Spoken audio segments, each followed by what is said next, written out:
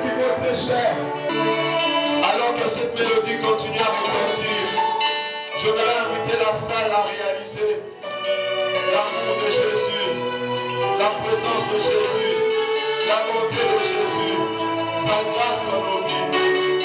Alors que cette mélodie continue à résonner, alors que tout à l'heure nous voulons écouter la parole de Dieu, je voudrais que tu réalises ce qu'il a fait pour toi, ce qu'il a fait pour toi. Il ne l'a pas fait pour l'autre, mais c'est pour toi d'abord. Il est descendu. Il est descendu de notre amour. Il est descendu pour nous chercher. Nous étions des brebis égarés. Chacun soumait son péché. Il a pris à Dieu de le briser par la douleur. Alléluia. Alléluia. Merci Jésus pour la foi. Ce qui est plus cher.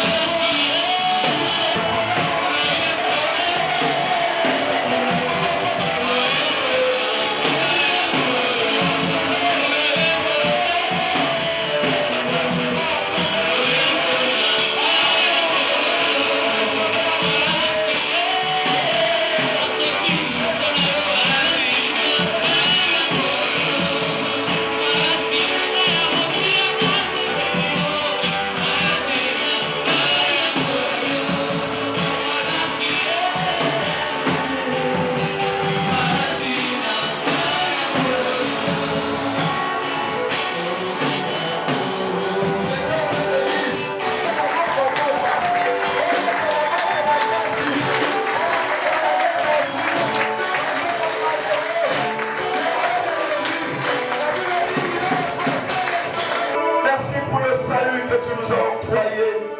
La Bible dit qu'il nous a délivrés du royaume de Satan. Il nous a fait asseoir avec lui de l'église céleste. Il nous a donné une place à ses côtés. Alléluia. Amen. Amen. Shalom.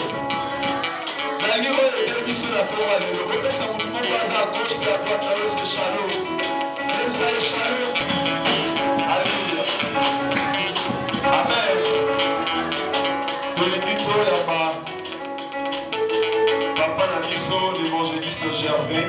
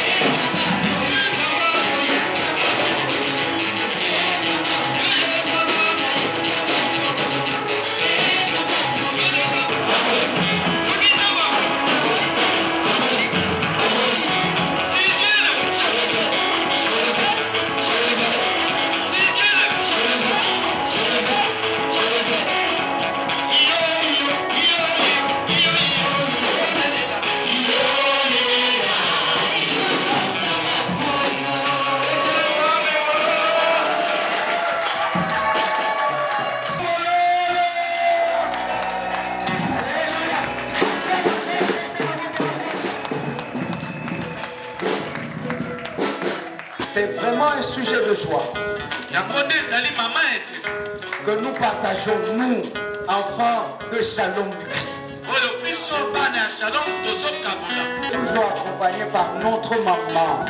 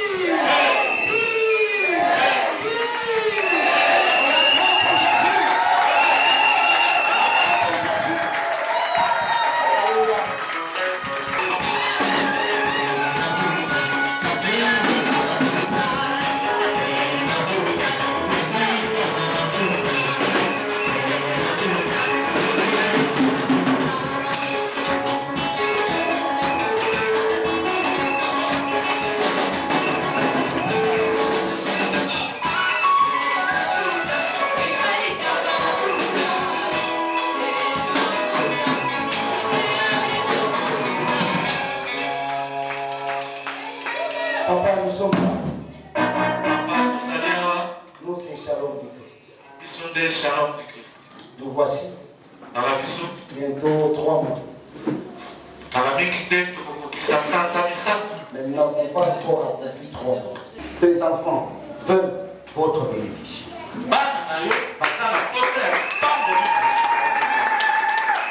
Votre présence parmi nous est une grande bénédiction. Et surtout que notre maman, la chère maman de la communauté charismatique Sacré-Cœur, est aussi présente.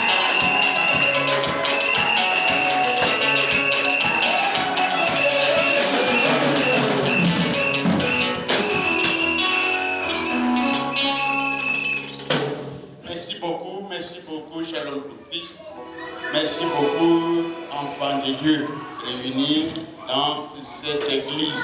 Merci, merci, merci. Je vois que c'est la jeunesse qui agit, c'est la jeunesse qui agit, c'est la jeunesse qui frappe aux yeux, mais vraiment, Dieu soit loué. J'étais ici au début. Il y avait 4 ou 5 personnes. Aujourd'hui, c'est plein, presque. On nous promet que dans quelques jours, ça sera encore plus. Amen.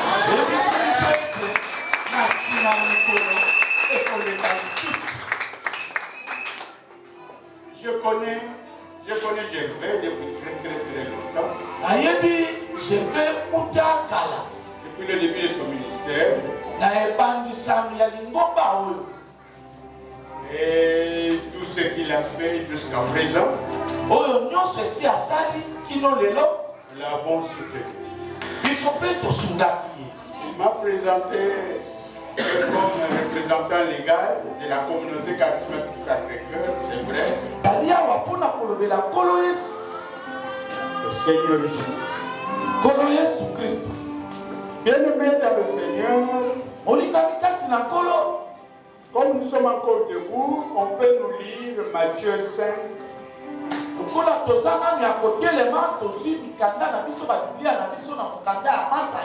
43 à 44. Seulement sur la montagne, c'est l'enseignement de Jésus à ses disciples et à la foule qui est venue l'entourer. Le sermon sur la montagne se situe dans Matthieu 5, Matthieu 6, Matthieu 7.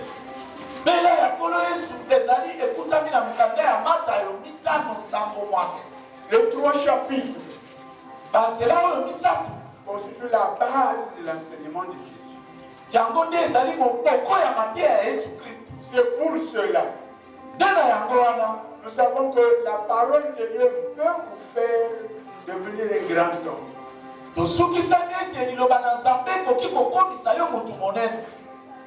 Tout le monde a cours auprès de vous. Tout le monde vous respecte à cause de la parole. Nous savons dans notre pays que les exemples sont nombreux.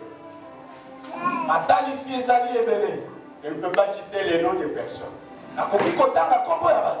Mais on nous dit que si vous n'enseignez pas l'enseignement de Jésus, selon le sermon sur la montagne, cherchez les honneurs pour vous-même. Vous cherchez les intérêts de vous-même. Dieu n'est pas là. Matthieu 5, Matthieu 6 et Matthieu 7. 3 chapitres. Comment combattre l'ennemi selon Jésus.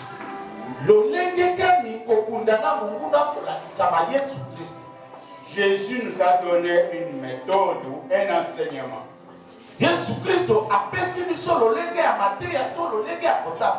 Voilà ce que Deutéronome 19, verset 21 écrit.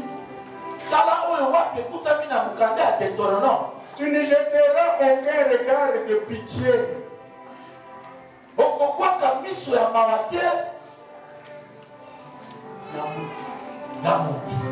Œil pour œil. Dent pour dent. Main pour main. Pied pour pied. C'est Dieu qui Et voilà encore ce que nous avons dans 1 Samuel 15, 2 à 3. 1 Samuel 15.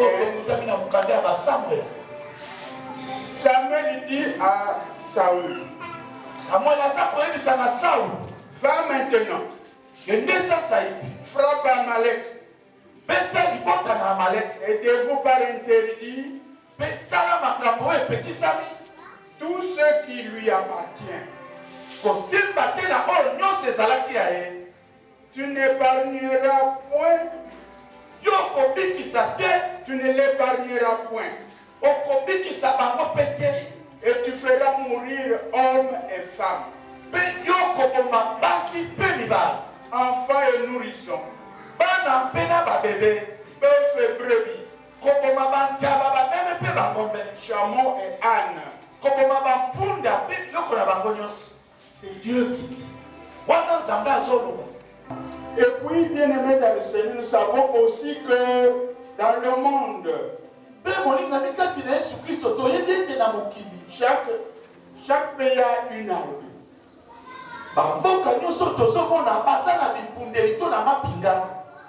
Cette armée, le pays fait tout pour lui donner des armes les plus sophistiquées.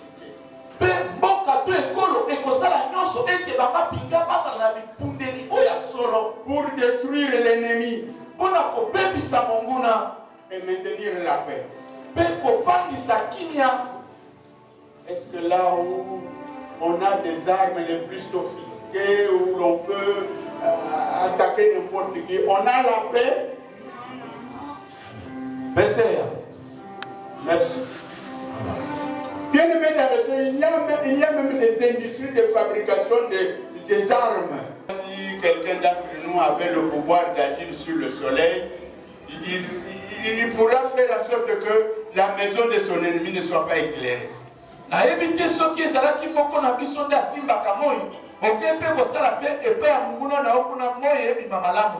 Ou le village ou le quartier de l'ennemi ne soit pas éclairé.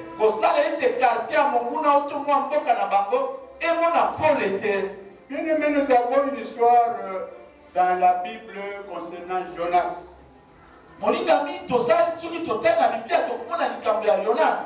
Jonas, on l'a envoyé à Ninive pour avertir ce pays-là. Sinon Dieu va frapper. Jonas en profite, dit non. Jonas est allé ailleurs, direction opposée. Pour que Dieu frappe les autres, qu'il ne les tue parce qu'ils sont ennemis des Juifs. Mais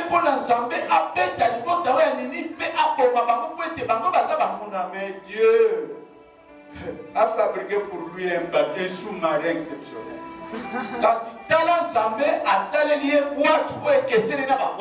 Nous connaissons toute l'histoire. Dieu reste Dieu. Lorsqu'il a décidé, il a décidé. Il ne peut pas dire que non, comme celui-là refuse, j'ai choisi celui-là. Non. Bien-aimé dans le Seigneur, certaines souffrances qui nous arrivent, c'est parce que nous n'avons pas encore découvert notre rôle. Nous sommes venus faire quoi sur cette terre de temps? Tant que vous n'avez pas découvert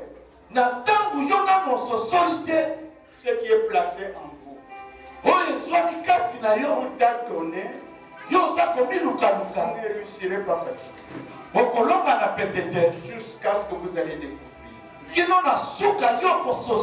Satan combattra le chrétien de génération en génération. Attention, ici, il s'agit d'un combat spirituel. Combat spirituel. Les armes qu'on utilise sont aussi sophistiquées. Ça détruit. Mais ça ne détruit pas les hommes. Et nous avons à lutter contre les esprits méchants. Contre Satan et ses acolytes. Nous n'avons pas, même un sorcier, nous n'avons pas tué les sorciers.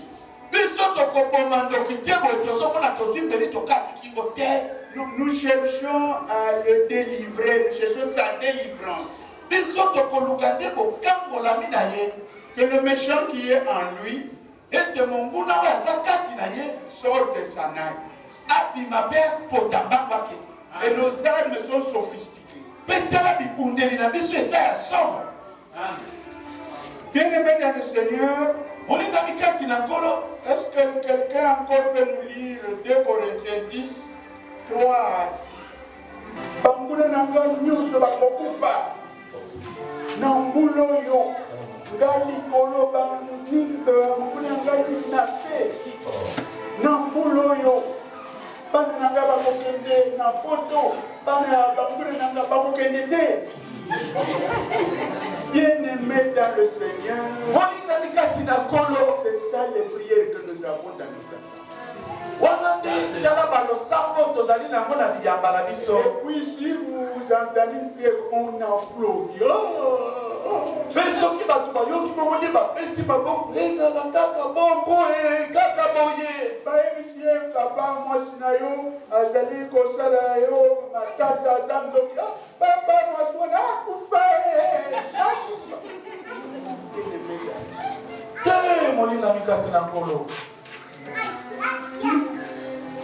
Je ne sais pas s'il y en a qui ont prié comme ça parmi nous. Combien de tata moi si n'a pas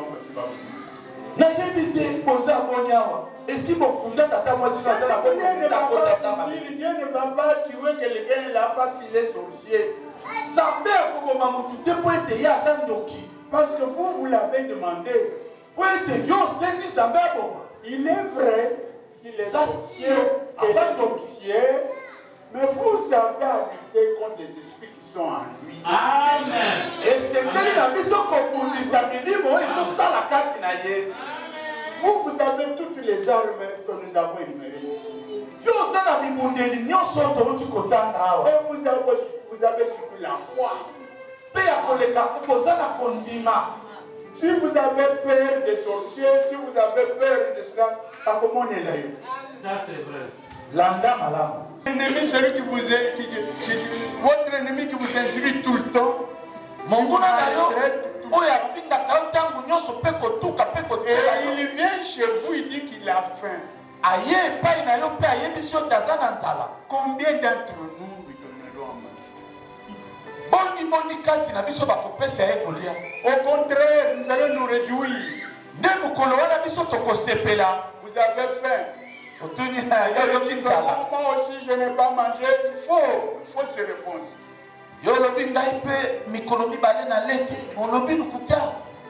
Non. Il faut lui donner à manger.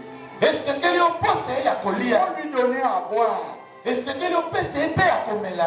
que vous lui donniez ça, il sait ce qu'il vous a fait du mal. Vous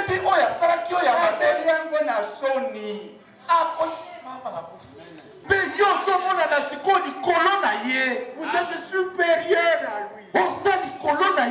Parce que vous n'avez pas tenu compte du mal qu'il vous a fait. C'est comme s'il n'y avait rien. Et on dit que Dieu vous récompense.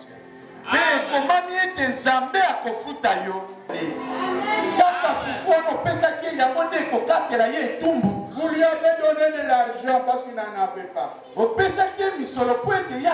Retourne le dos, il dit dit n'importe quoi. Cet argent-là qui va le condamner. Nous devons avoir des sentiments supérieurs. Quelqu'un vous a injurié. Dans la chair, ça fait mal, c'est vrai.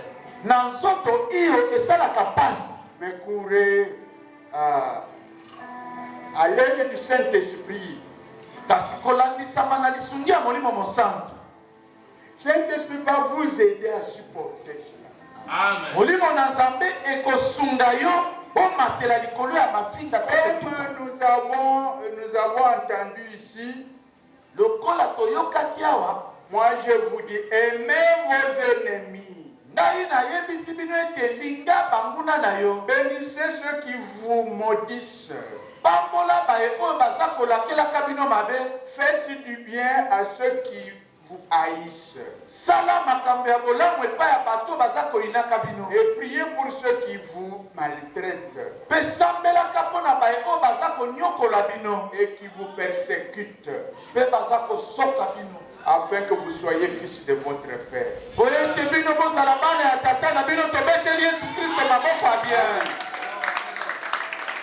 Un chef religieux qui a des ennemis.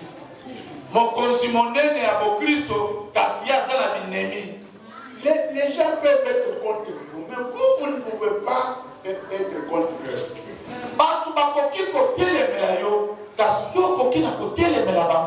Parce que le parle dans la Bible est écrit, pour autant que ça dépend de vous, entendez-vous avec tout le monde.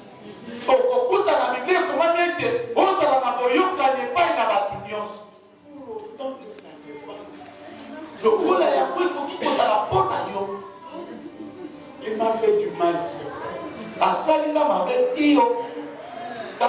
Le Seigneur m'aide à si vous avez des sentiments supérieurs par rapport à lui,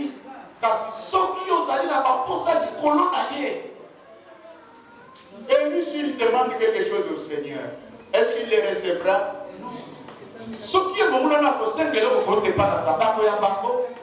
Certains d'entre nous ne sont pas dans le cas là.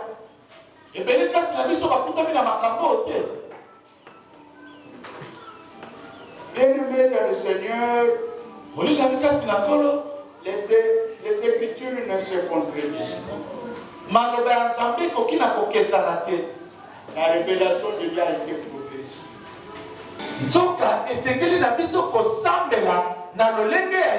Parce qu'il nous rappelle qu'il a été dit. Et moi je vous dis, nous sommes des chrétiens. Nous sommes dans le moi je vous dis. Alors nous devons faire très attention dans nos prières de tous les jours. Est-ce que vous ne tuez pas les gens? Vous ne maudissez pas les gens. Vous ne maltraitez pas les autres.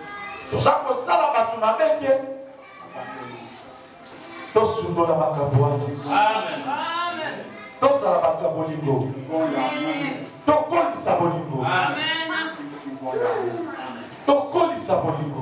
Bien-aimé dans le Seigneur, mon message a été court, je crois. Je ne sais pas, il reste combien de minutes. Nous ne terminons pas.